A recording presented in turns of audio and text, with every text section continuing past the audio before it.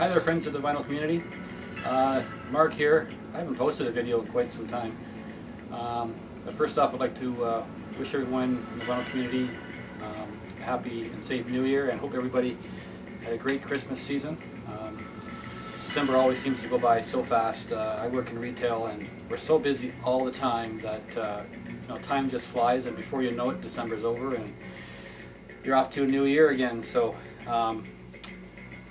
that's probably the main reason why I haven't posted anything lately. I've just been too busy, and I come home, I'm too tired to do it. But I feel like it's about time I put another one up. So this is my latest, gonna be my latest vinyl update. I purchased a ton of vinyl over the past couple of months. I'm not going to show everything, just a sampling of some of the stuff I got, some of the cooler stuff, I guess. To lead into my first album, I'm going to show this record. Led Zeppelin's premiere album. Definitely classic stuff. One of my favorite Zeppelin albums of all time. I've had this album for quite a while. This isn't what I mean to show you, but what I wanted to talk about first off was cover bands for Led Zeppelin. There's been a lot of bands who do Led Zeppelin very well. But I just recently got an album. I got an album yesterday in the mail, and I've never heard any group do Led Zeppelin like Led Zeppelin does. And the most amazing thing about it is that they're all women in the band. So take another good look at this cover here. And here is their album, Led Zeppelin. And you can see the silhouette kind of in the similar cover, but with that nice silhouette in the background there. Like I said, a group of 4 women. There's pictures of them in the back. The lead singer is Shannon Connolly. Drums and timpani is Lisa Harrington Squires. On electric guitar, acoustic guitar, pedal steel guitar, and backing vocal is Stephanie Paynes.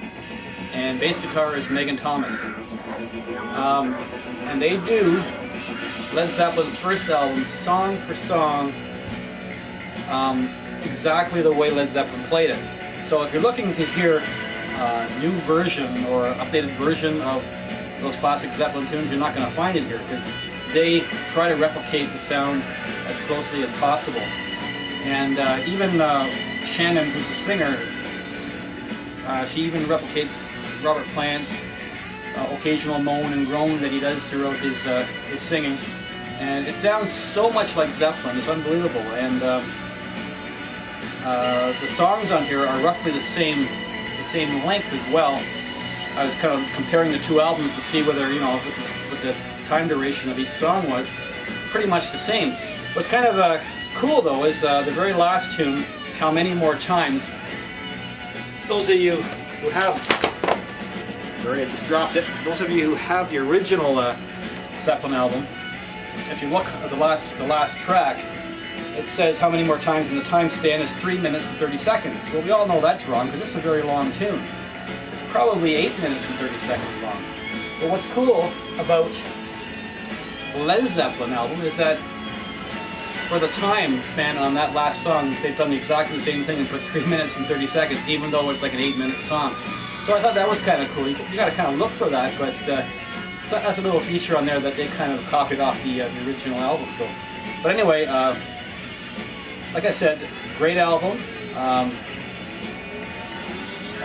You're not going to hear anything new, but it's just amazing how well these ladies play their instruments and how well they replicate Zeppelin's first album. I read on Wikipedia that they actually purchased, to do this album, instruments that were of vintage style, similar to what Led Zeppelin might have used. So to create that original sound that Zeppelin did on the first album, that's what they used. So I would recommend it. It's just it's a great album. It's more of a novelty album, I guess, than anything else, because like I said, you're not going to hear anything new on here. But to hear these 4 women playing Zeppelin with all their heart, it's just amazing. And I got it yesterday, and I played it now a couple times. It's just great. So that's my first record. Second album I've never, in my younger years, I never really was a Jethro Tull fan, but I'm becoming one now. I've purchased a number of their albums. This one here is their second album, Stand Up, and this particular one, I believe, is an original pressing, and it is from the UK. It's on Chrysalis Records, but with the green label. So right off the bat, that's telling me that's not a recent press. I think it's an original press, just judging by the cover, which is slightly yellowed. The vinyl is close to near mint condition, though, so I'm very happy with that. Also, the many reissues of this album that did come out later on did not include this great pop-up. So, stand up, and the band stands up. So I thought that was a really cool feature of this record as well. And so far I've played it once. Great stuff on here. Like that instrumental bourrée, that's how you pronounce it. I think it's derived from Mozart music, but anyway, it's an instrumental highlighting, focusing on Ian Anderson's flute playing. It's just an amazing tune, very jazzy. It's you know, it reminds me of something maybe that David Brubeck might have done or something. But it's a really cool tune. But the rest of the album too is got many songs that are among Jethro Tull's best. So very happy to get that. Another group I never really got into when I was younger was Uriah Heep, and I heard on the radio the other day the song Easy Living. I've heard it many times before, I never really knew who did it.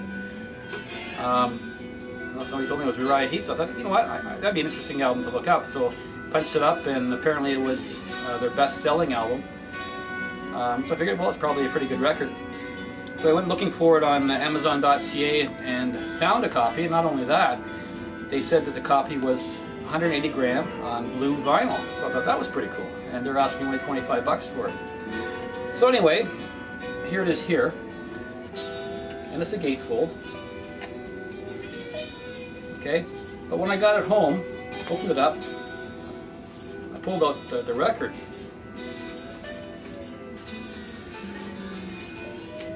It's not on blue vinyl, it's on white vinyl.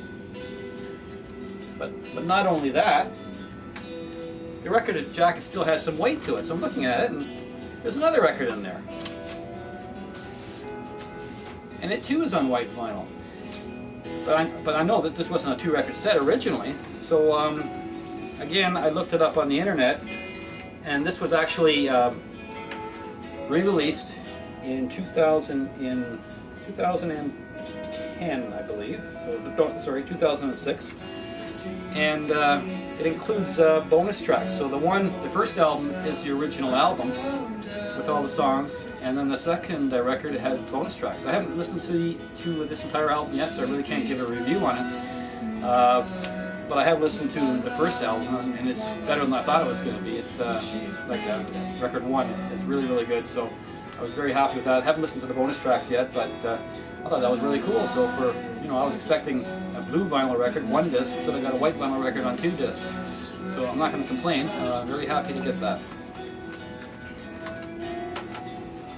Next up, the records I picked up over the last little while. Oh, one more new album.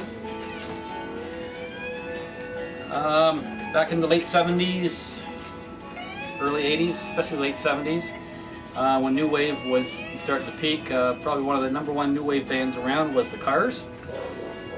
And they haven't done an album in quite a few years. I'm not exactly sure what year the last album came out, but they released a new album this year, 2011. And it's called The Cars Move Like This. I read a couple of reviews on it, fairly favorable, and the album is quite good. There really isn't any of those really catchy songs that you grab right off the bat, like Just What You Needed or My Best Friend's Girlfriend, but the sound that they had back in the 70s is still here. They haven't changed their sound at all. It's like you've gone back to 1979 and they just, you know, they're putting out their next album. It's actually very well done. They were, of course, minus Benjamin Orr, who passed away. I think it was pancreas cancer back in the early 2000s. And They haven't replaced him, but you know, there's the remaining 4 members did get back together and they produced this album. So it was great stuff. Got to give it a couple more listens to really get a really solid opinion of it, but so far I like it a lot. A band that later on in the early 80s I kind of lost interest in, even late 70s, because they became very much of a top 40 type band, led by one person more or less, and that's the band Chicago. But I managed to get a 180-gram copy of their second album, with the hits 25 or 6 to 4, and what else was on this one? Color My World, eightfold album. Chicago were very experimental back in that time, and they weren't afraid to try new things. This album's kind of like a cross of jazz, rock, easy listening, got a little bit of everything in it, and that's what I kind of liked about Chicago in their early years, right up to about Chicago 7. You know, their music was interesting, and it wasn't Peter Cetera directed kind of a thing, which the later albums were very much you know, focusing on that one person. When Terry Kath passed away in Chicago, that was really a hard blow, and I don't think they've done anything good since his passing. But this album here is just an amazing Chicago album from, I'm not sure the year on this one either, but it would be from early 70s or late 60s, I'm not exactly sure. I was glad to get this one. The Olavox had suggested to me to get a copy of the Canadian band Cowboy Junkies, because I was kind of interested in hearing what their version of Neil Young's Powderfinger sounded like, because I love that song Powderfinger by Neil Young. I wasn't able to get a copy of that album. I think it was called The Caution Horses. Not a very accessible album, but probably the most accessible album is this one here, Cowboy Junkies, the Trinity Sessions. And the lead vocalist on here, Margot Timmins, she has such an amazing voice. I never really paid much attention to this band in the past. Their hit on here was Misguided Angel. Definitely not a hand-clapping, foot-stomping type of band. The music is very, very mellow. And you need to be in a certain mood to listen to it, that's for sure. It's not something that you're going to go party to, for sure. But the music is very, very good. It's very well done.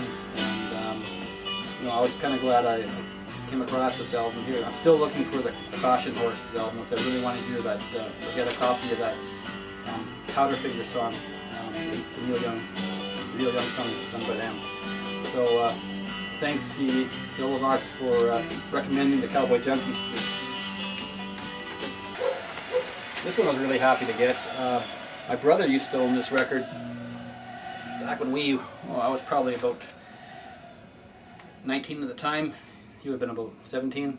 And I always wanted this record off of him. He scratched it all up and it got destroyed anyway. But was Devo, Are We Not Men? Very new wave. They were very revolutionary in their music. And I remember they didn't get very good reviews when the album first came out. People said their music was cold, it was unfeeling. That's just their style of music, and I find the music actually to be quite humorous in a lot of respects. But and this album has really kind of grown in appreciation over the years.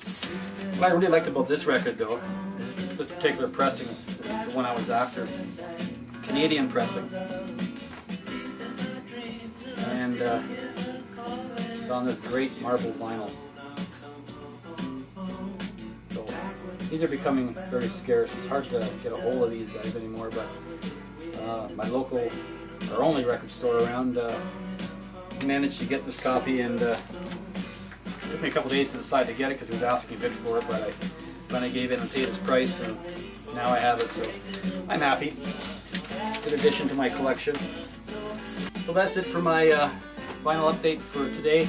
For now, thanks again. I hope everybody, once again, has a safe and happy New Year. Thanks a lot.